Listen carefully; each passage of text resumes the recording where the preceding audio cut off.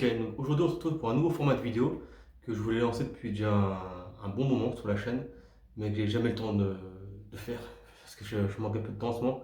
Mais on va commencer donc aujourd'hui par cette vidéo-là. Je voulais parler un peu de toutes les nouvelles productions, un peu Disney, les nouvelles productions Star Wars et Marvel.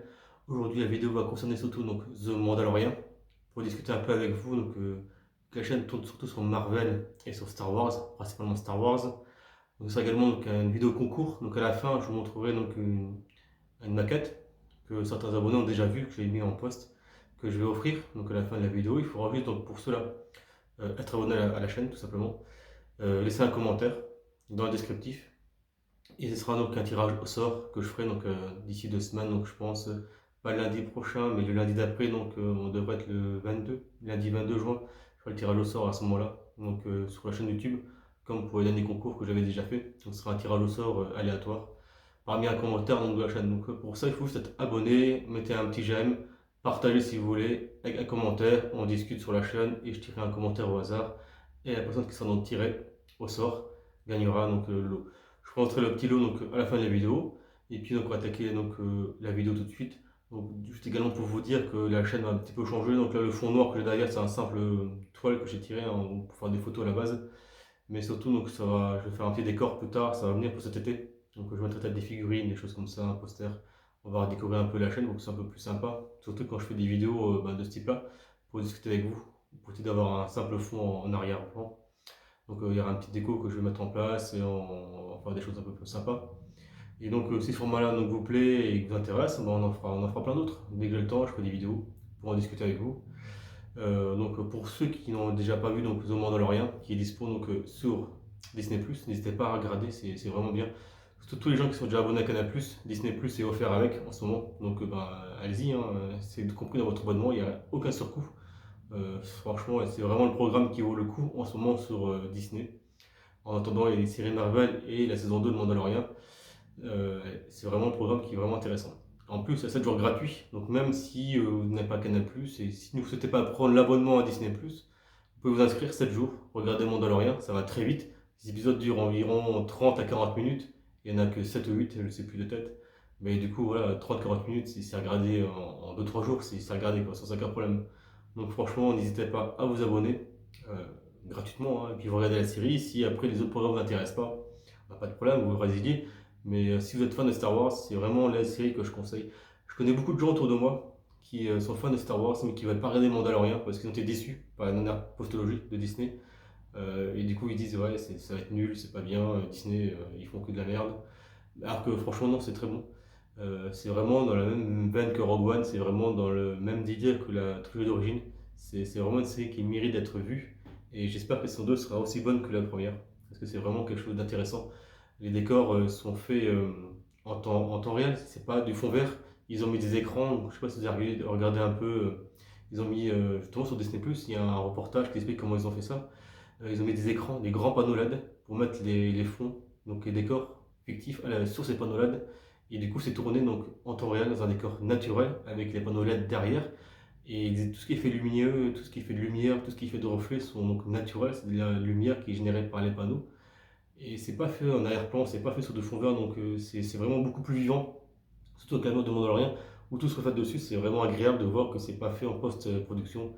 Et ça reprend vraiment l'esprit des épisodes comme Rogue One, comme l'épisode 4, 5, 6 de l'époque, et vraiment mieux fait que la postologie. Après l'histoire, elle est pas dingue non plus, mais au moins ça respecte les codes de Star Wars, donc ça c'est vraiment un très bon point pour ce Mandalorian. Vous me direz dans les commentaires ce que vous en pensez, mais je trouve que voilà, ça respecte vraiment les codes de Star Wars. Il n'y a pas de truc farfelu. À part quelques petites choses par rapport à la créature qui a le pouvoir de la force. Je ne vais pas trop spoiler non plus la vidéo parce que je ne sais pas si vous l'avez vu, donc je ne vais pas non plus vous spoiler parce que sinon, si je vous dis tout dans la vidéo, ça n'a aucun intérêt de regarder la série. Mais voilà, donc il y a juste des petits pouvoirs un petit peu.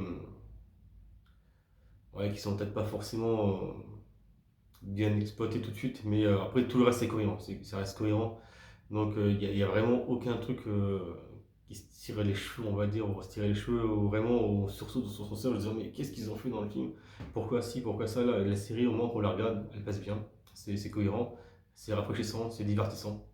L'acteur, Pedro Pascal, il est très bon, hein. Si vous regardez Game of Thrones, c'est un très bon acteur, donc Ouais, le personnage a de prestance, il est classe tout le temps, dans toute la série.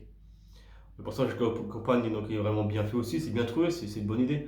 Donc après, effectivement, par rapport à Disney, le problème c'est que effectivement, tout le monde critique Disney, mais c'est pas eux qui font les films. Disney, en fait, si vous voulez, ils commandent juste en disant, nous, on veut un film, on veut telle chose dedans, pour pouvoir vendre des produits dérivés, pour pouvoir vendre des jouets, pour que ce soit sympa, pour qu'il y ait un peu d'humour, des choses comme ça. Eux, ils disent juste, nous, on veut ça dedans. Et après, à partir de là, c'est les réalisateurs qui font le travail. C'est eux qui, à la limite, font de la merde, entre guillemets. Parce qu'ils mettent ce que Disney a mis dedans, mais ils le mettent comme ça, sans aucune raison, sans aucun motif. Donc forcément, c'est nul. C'est pas réfléchi derrière. Alors que là, je trouve que c'est bien amené, c'est bien réfléchi, et l'histoire est intéressante, on a envie de voir la suite. Donc là, pour une fois, il n'y a pas d'incohérence, il n'y a pas de choses qui sont amenées bizarrement ou mal écrites. Là, c'est pas dingue l'histoire, mais au moins c'est écrit, c'est cohérent, ça se tient. L'univers est bien fait. Il y a beaucoup de rappels par rapport à l'épisode 6, qu'on revoit les Tusken, qu'on revoit les Jawa. C'est pas là pour être là, c'est vraiment dans l'histoire. Et en plus, ça apporte du background à l'histoire aussi, c'est ça qui est intéressant. À l'époque, on aurait vu les Tusken comme ça, de la façon dont ils parlent, donc pareil, je ne spoil pas, mais c'est vraiment intéressant parce que du coup, on découvre en fait qu'ils sont pas méchants de base. Alors que dans l'épisode 2, quand Anakin pète un plomb, ils tuent tous, et on a la haine contre eux, entre guillemets, parce qu'ils ont tué sa mère, mais à la base, voilà, il faut que défendre leur territoire. C'est pas des gens qui sont méchants de base naturellement, ils vivent normalement comme tout le monde dans l'univers de Star Wars. Sauf que c'est un univers qui est un peu intrépide, qui est un peu. Voilà, c'est une galaxie où il n'y a pas vraiment de loi, surtout à l'époque là. Il n'y a plus de. Il y a plus de Jedi. C'est une planète qui n'est pas protégée à la base. Même quand il y avait l'époque des Jedi sur les Tusken, c'est une planète qui est en dehors du système. Donc voilà, chacun vit un peu comme il peut et chacun vit comme il veut. Donc c'est ça le problème. Alors désolé, petite interruption, j'ai mon chien qui a pété un câble. Bon bref, donc on continue la vidéo. Pareil, donc l'épisode 2 avec les Jaguars, il est vraiment bien aussi, donc ça donne du background aux Jaguars, on voit un peu comment ils vivent, on voit un peu comment il se passe un peu dans leur société en fait. Donc c'est vraiment intéressant et en plus, donc, quand ils développent ça, ça gâche pas entre guillemets l'épisode d'avant, ça enrichit l'univers.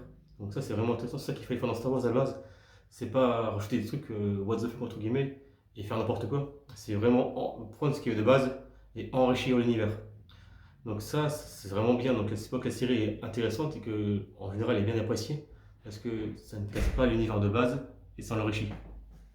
Donc ça c'est intéressant. Contrairement à la postologie ou des choses qui sont vraiment euh, rapidement quand on voit Luke voilà, sur son rocher là perdu, qui a ni queue ni tête, l'IA qui va dans l'espace, ouais, il y a plein de trucs qu'on se dit punaise mais c'est n'importe quoi.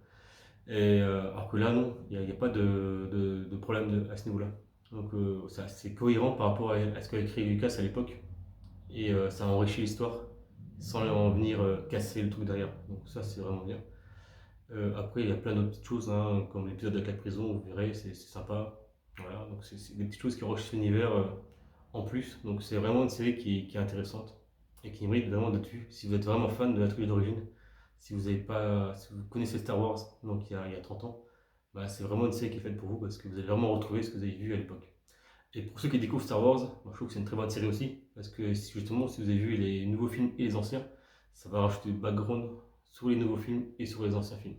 Donc ça fait le lien entre tout et sans casser l'univers. Donc voilà, ça c'est une série que je vous conseille vraiment. C'est une très bonne série, vous me direz dans les commentaires ce que vous avez pensé en fait de tout ça. Mais franchement, moi je trouve que c'est bien construit. Donc vraiment, Dave Filoni et Jon Favreau, ils ont fait du très bon travail. Après, il y a d'autres créateurs, hein. Il y a eu plusieurs créateurs dessus. Il y a eu la fille de Ron Howard qui a fait un épisode. Ouais, il y a Taika Waititi donc, qui travaille également sur les films Thor, qui a fait un épisode. Mais globalement, donc, le scénario ça a été écrit par Jon Favreau et un peu Dave Filoni qui travaille sur Rebels et Clone Wars. Donc on voit que c'est des gens qui, eux, ont compris un peu l'univers, qui ont compris ce qu'il fallait faire dedans. Donc il n'y a pas des grosses batailles de dingue, à part dans un épisode. Mais voilà, c'est plein de petites histoires qui sont intéressantes à voir et qui enrichissent vraiment l'univers. Donc, c'est vraiment une série que je conseille fortement. Après, pareil, il y a plein de backgrounds sur les chasseurs de primes. Donc c'est bien, on voit le clan, en fait, comment fonctionnent les chasseurs de primes à la base. Parce qu'on se dit, ouais, les chasseurs de primes, mais sur quoi ils se basent? Est-ce que c'est un clan? Est-ce qu'il y a un truc? C'était pas développé vraiment dans les films, on les voyait juste dans l'épisode 4 et 5 quand ils cherchent Han Solo. Mais là, on voit vraiment la guilde des chasseurs de primes. Donc on voit des robots IG. Donc c'est pas celui qu'on a dans les films, je crois qu'on le voit dans le film 5. Mais voilà, il y a des droïdes chasseurs de primes qui travaillent pour la guilde, non plus d'autres chasseurs de primes comme bah, justement Boba Fett, les Mandaloriens et puis d'autres races. Donc ça c'est vraiment aussi intéressant, ça, pareil, ça rajoute de background, ça rajoute de l'enrichissement à l'univers sans venir le casser derrière. Donc c'est vraiment bien. Après, ce que je conseille aussi, c'est de voir un peu l'univers étendu, parce qu'il y a des choses qui ont été prises dans l'univers étendu justement pour la série, surtout sur l'histoire des Mandaloriens.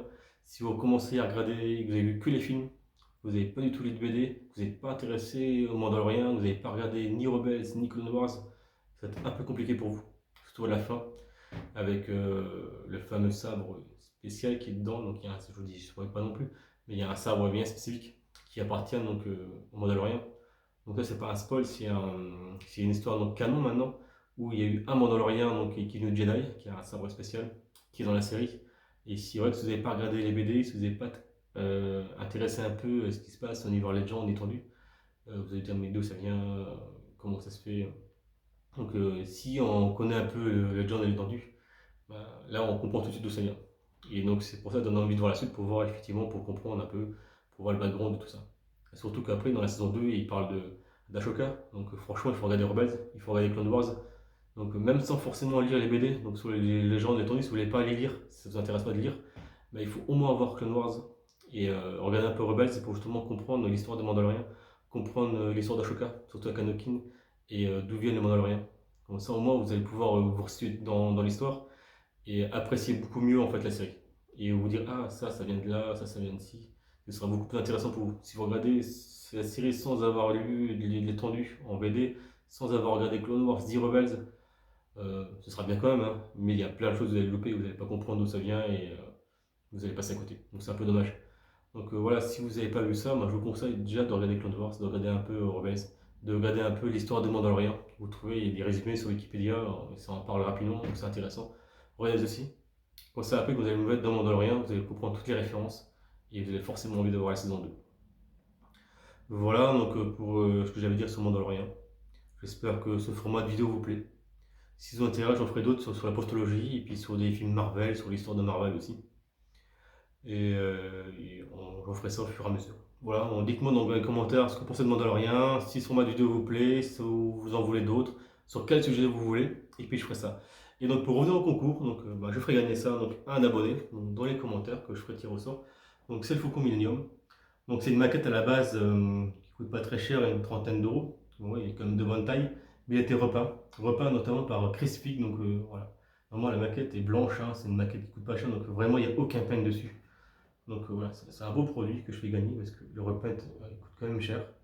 Ouais, il y a tous les effets de peinture dessus, vous avez les effets de fumée quand il est refait. Donc la maquette est quand même bien détaillée, elle est propre. Ouais, c'est quand même un beau produit, vous voyez, donc elle n'est pas non plus toute petite, hein, elle est vraiment bien. Si vous avez une petite vitrine Star Wars, eh ben ça fera un joli complément à votre vitrine.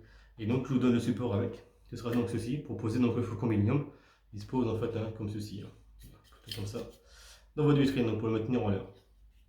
Donc voilà, donc si vous voulez gagner donc, un beau vaisseau Faucon Millennium, bah, n'hésitez pas à commenter la vidéo. Et je ferai le tirage au sort donc le 22 juin, dans 2 semaines. Voilà les amis, je vous dis à très bientôt. Ciao ciao.